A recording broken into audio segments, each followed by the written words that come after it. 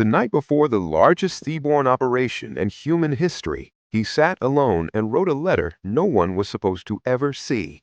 It began, "Our landings have failed." He signed it, folded it, and put it in his pocket, just in case. That was Dwight Eisenhower, and that letter tells you everything you need to know about him. On October 14, 1890, Dwight was born in Denison, Texas, the third of 7 sons. His father cleaned train engines for a living, and the family was so poor they lived in a tiny house beside the railroad tracks. Within 2 years, they moved back to Abilene, Kansas, a small town that would shape everything about the boy they called Little Ike. His mother was deeply against war, but it was her own collection of history books sitting on the family shelf that first lit something inside him. He became a voracious reader, a quiet, determined boy in a poor household, teaching himself the strategies of generals and the outcomes of empires. He entered West Point, where he wasn't the top student. He was something better, the determined one. He graduated in 1915, was commissioned a second lieutenant, and married his love of the life, Mamie, on July 1, 1916, the same day he received his very first Army promotion. Then grief arrived uninvited. Their firstborn son, Dwight D, died of scarlet fever at just 3 years old. Eisenhower later said it was the greatest disappointment and disaster of his life, one he could never fully forget. He carried that wound every day, quietly, the way soldiers do. For 2 decades, his career moved slowly. He served under Generals Pershing and MacArthur, moving from post to post, watching others rise faster. He graduated first class at the Command and Staff School. Then Pearl Harbor changed everything. In June 1942, General Marshall selected Eisenhower over 366 senior officers to command all U.S. troops in Europe.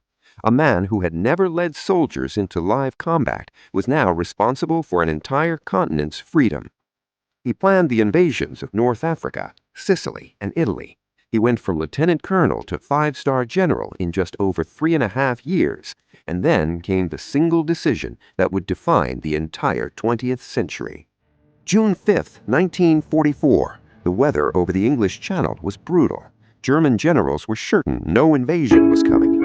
Eisenhower looked at the narrow window of clearing sky, turned to his generals, and said, "I don't like it, but we have to go." Then he walked among the paratroopers lined up to fly into battle that night. Their faces were darkened with ash and tea for camouflage, helmets covered in twigs and leaves, boys from Kansas, Georgia, and Brooklyn, some of them barely 20 years old. He shook their hands, looked them in the eyes, and let them go. That night, alone, he took out a small piece of paper and wrote a note in case the invasion failed. He wrote, "If any blame or fault attaches to the attempt, it is mine alone." He folded it, tucked it into his wallet, and waited. He never had to read it. By the end of June 6, 1944, D-Day, 155,000 Allied troops were ashore on the coast of France. Less than a year later, Nazi Germany surrendered. The world exhaled. America made him its 34th president. He ended the Korean War. He built the interstate highway system. He established NASA. He guided 8 full years of peace and prosperity through the most dangerous era in modern history, the Cold War, without losing a single soldier in combat or 1 inch of American soil. But his greatest act may have been his very last speech. On January 17, 1961, the old general, the man who had won World War II, stood before the entire nation on television and delivered a warning that still echoes today. He said, "Guard against the military-industrial complex, a warrior warning the world against the machine of war." Dwight Eisenhower died on March 28, 1969, at Walter Reed Army Hospital in Washington, D.C.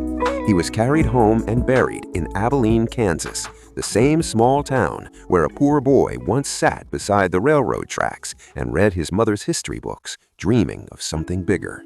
He found it, and he left the world better because of it. Now here is the question worth arguing about in the comments below. A man who won the biggest conflict in history spent his final breath on television warning us about the very machine that made victory possible. Was he right or was he wrong? Drop your answer. We read every comment.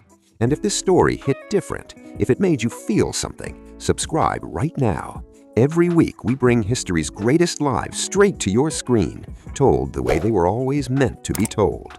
The greatest stories ever told are right here. Don't miss a single one.